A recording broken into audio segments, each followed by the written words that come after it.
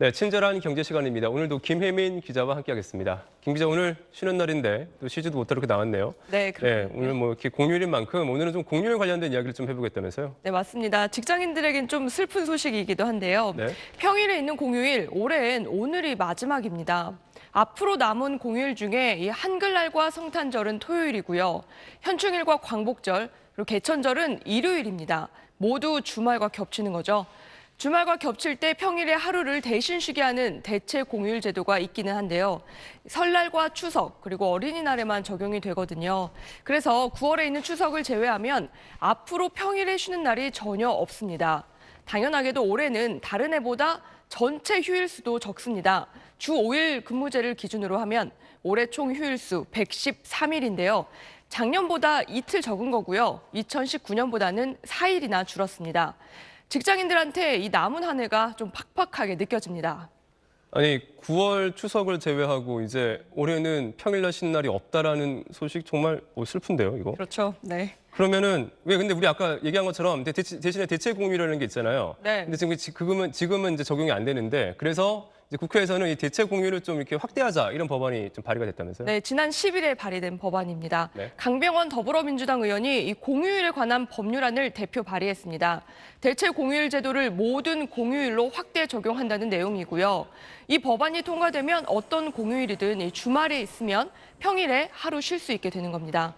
또 주말에 일하고 평일에 쉬는 근로자들이 있을 수 있잖아요. 이런 사람들은 원래 쉬는 휴일과 이 공휴일이 겹칠 때 대체 휴일을 보장받도록 하는 내용도 있습니다. 강병원 의원실에 따르면 2019년을 기준으로 우리나라 근로자 1명당 연간 근로시간이 1,967시간이라고 하는데요. 이건 OECD 회원국 중 멕시코 다음으로 깁니다. 하지만 취업자 1명당 노동 생산성은 OECD 평균보다 낮습니다. 장시간 근무한다고 이 업무 생산성도 높은 건 아니라는 얘기죠. 네. 김 기자, 지금은 이제 휴일이 이제 공휴일이 이제 주말일 경우에 이제 대체 휴일을 지정해주자 이런 법안이잖아요. 좀 네, 확대하자는 그렇죠. 법안이잖아요. 네. 근데 아예 요일로 지정을 해버리자 이런 네. 법안도 나왔다면서요. 네, 일부 외국에서는 이미 시행하고 있는 내용인데요. 네. 요일 지정 휴일제가 뭔지 먼저 설명을 드리면요. 우리나라처럼 이 공휴일을 특정 날짜로 정하는 게 아니라 요일로 지정하는 제도고요. 미국, 일본, 영국 등은 일부 이 공휴일의 사용을 이미 하고 있습니다. 홍익표 더불어민주당 의원 등이 한글날과 어린이날 그리고 현충일에 요일 지정 휴일제를 도입하자고 발의를 했습니다. 요일 지정제에 관한 국회 입법조사처 보고서가 있는데요. 이 내용을 보면 국민의 휴식권 보장을 강화하고 또 공휴일 수 감소를 방지할 수 있다고 돼 있습니다. 또 각종 통계 자료를 통해서 이 소비 활성화에도 큰 도움이 된다는 게 증명이 됐고요. 문제는 이 기념일의 재정 취지나 또 의미를 훼손할 수가 있다는 겁니다. 이 때문에 정부가 2011년에 일부 공휴일에 이 요일 지정제를 도입하려고 했다가 철회하기도 했는데요. 그래서 해외에서는 이 역사나 종교, 문화적으로 날짜 자체가 중요한 경우엔 공휴일을 날짜로 지정하고요. 날짜의 상징성이 낮으면 요일로 지정을 하고 있습니다.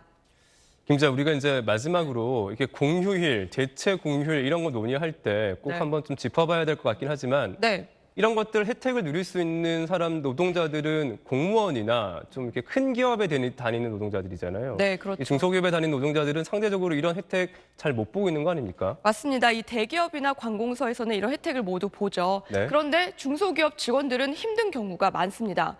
요일 지정제나 이 대체 공휴일이 생겨도 유급 휴일로 보장을 못 받을 수가 있는 거죠.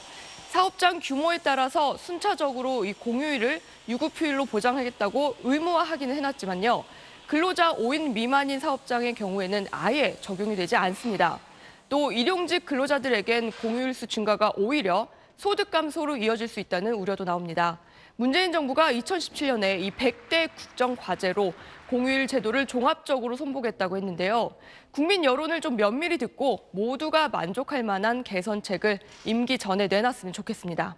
네, 공휴일이 사회적 상대적인 박탈감으로 이어지지 않았으면 하는 바람이 있네요. 네. 네, 오늘 이야기 잘 들었습니다. 고맙습니다.